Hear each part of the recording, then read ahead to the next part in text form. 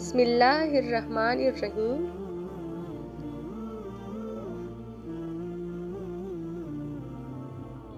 حضور صلی اللہ علیہ وسلم کے معجزات کی تعداد۔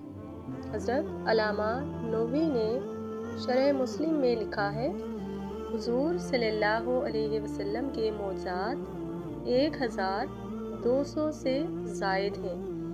حضرت امام بہیقی نے مدخل میں کہا ہے، آپ صلی اللہ علیہ وسلم کے معجزات کی تعداد 1000 ہے۔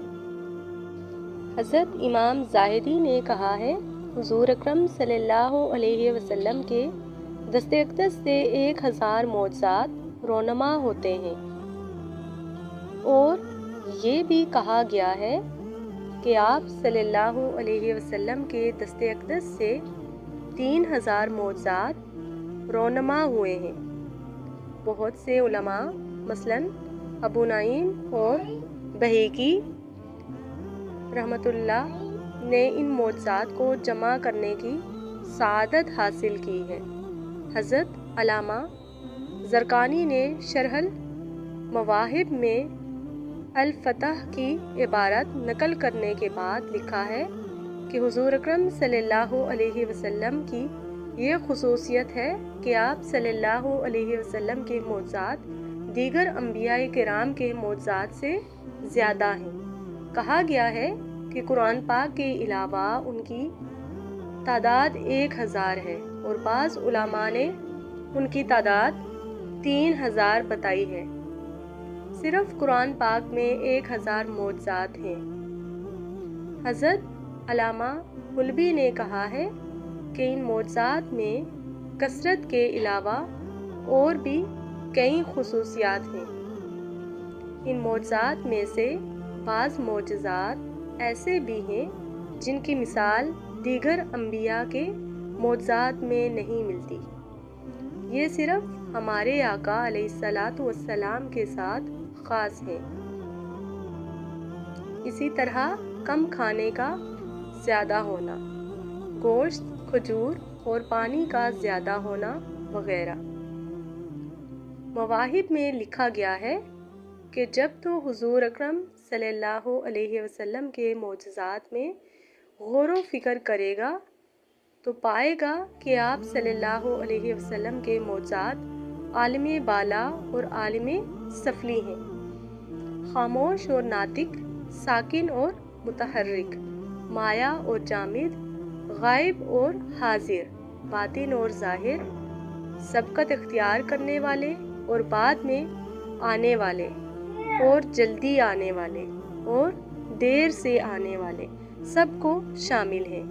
ان کے علاوہ اگر ان معجزات کو بیان کیا جائے تو یہ تفصیل بہت طویل ہو جائے گی۔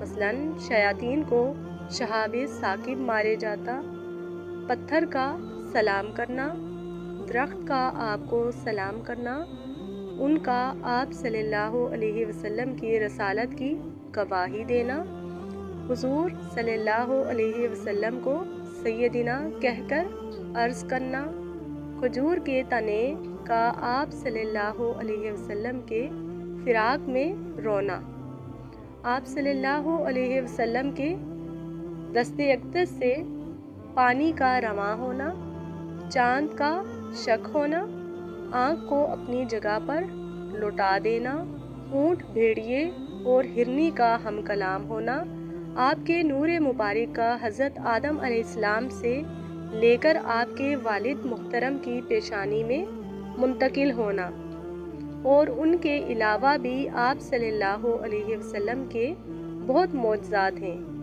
جن کو راویوں نے روایت کیا ہے اور علماء نے اپنی کتابوں میں لکھا ہے۔ اگر ہم اپنے آپ کو ان معجزات کو شمار کرنے میں مشغول کریں تو یقیناً سیاہی تو ختم ہو جائے گی، لیکن معجزات نہیں گنے جا سکیں گے۔ اور اگر اول و آخر تمام لوگ آپ کے مشکل اور محاسن کو شمار کرنے کی ازحد کوشش کریں تو وہ ان محامد اور اوصاف کو شمار کرنے سے عاجز آ جائیں گے جو اللہ تعالیٰ نے اپنے محبوب کریم علیہ الصلاۃ والتسلیم کو عطا فرمائے ہیں۔ لوگ آپ صلی اللہ علیہ وسلم کے معجزات کے بحر بے کراں کے ساحل پر ہی تھک کر رہ جائیں گے۔ حضرت علامہ القسطلانی فرماتے ہیں کہ حضور اکرم صلی اللہ علیہ وسلم کے معجزات کی 3 اقسام ہیں۔ وہ معجزات جن کا تعلق ماضی کے ساتھ ہے، جس طرح حضور اکرم صلی اللہ علیہ وسلم کی تشریف آوری سے قبل ہی آپ کی فضیلت کا ڈنکا ہر 100 انچ چکا تھا۔ 2 وہ معجزات جن کا تعلق مستقبل کے ساتھ ہے، جس طرح وہ معجزات حضور اکرم صلی اللہ علیہ وسلم کے وصال کے بعد رونما ہوئے۔ 3 وہ معجزات جو حضور اکرم صلی اللہ علیہ وسلم کی ولادت سے لے کر آپ صلی اللہ علیہ وسلم کے وصال تک رونما ہوئے۔ حضرت سید محمد مرتنی شرح الحیاء میں لکھتے ہیں، آپ صلی اللہ علیہ وسلم کے معجزات بے شمار ہیں۔ یہ آپ صلی اللہ علیہ وسلم کے باقی فضائل سے زیادہ عام، اکمل اور بزرگی والے ہیں۔ آپ صلی اللہ علیہ وسلم کا سب سے اہم ترین معجزہ قرآن پاک ہے۔ بعض معجزات کے ساتھ چیلنج متصل ہے۔ چیلنج سے مراد مقابلہ کرنے کا تقاضا کرنا ہے، اور بعض معجزات کے ساتھ چیلنج متصل نہیں ہے، لیکن ہم ان کو بھی معجزہ ہی کہیں گے، کیونکہ ان کے لیے چیلنج کی شرط اس کی مجموعی حیثیت سے ہے۔ ان معجزات کی جزیات میں یہ شرط نہیں ہے، پھر یا تو معجزات کا ظہور آپ کی بعثت سے پہلے ہوا ہوگا، جیسا کہ اصحاب فیل کا قصہ، آپ کی ولادت کے وقت ایسے نور کا نکلنا جس میں شام کے محلات نظر آئے، حتیٰ کہ نور سے بصرہ میں اونٹوں کی گردنیں نظر آئیں۔ آپ کی والدہ ماجدہ کے قلب مبارک کو پرندے کا چھونا، تاکہ آپ کی ولادت کی وجہ سے انہیں درد نہ ہو۔ آفاق میں آپ کو سیر کرانا، ایران کے آتش کدے کی آگ بجھ جانا، ایوان کسریٰ کے کنکروں کا گر جانا، بحیرہ سعدہ کا پانی خشک ہو جانا، موبزان کا خواب دیکھنا، غیب کی آواز کا آپ کی تعریف بیان کرنا، تمام بتوں کا منہ کے بل گر پڑا، حالانکہ انہیں کوئی دھکا دینے کے لیے موجود نہ تھا۔ اسی طرح آپ کی ولادت کے ایام کے معجزات، رضاعت اور اس کے بعد کے معجزات، حتیٰ کہ اللہ تعالیٰ نے آپ صلی اللہ علیہ وسلم پر نبوت کا تاج سجایا۔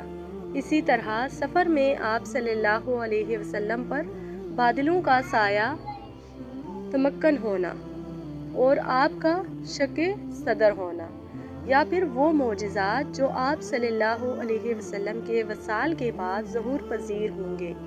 اللہ رب العزت نے جو آپ صلی اللہ علیہ وسلم کی امت کے اولیاء کاملین کو کرامات عطا فرمائی ہیں، وہ در حقیقت آپ صلی اللہ علیہ وسلم کے معجزات ہی ہیں، کیونکہ ان کرامات کا سبب آپ صلی اللہ علیہ وسلم کی ذات ہی ہے، اور وہ معجزات جن کا تعلق آپ صلی اللہ علیہ وسلم کی بعثت سے لے کر آپ کے وصال تک ہے، ان کی تعداد بے شمار ہے۔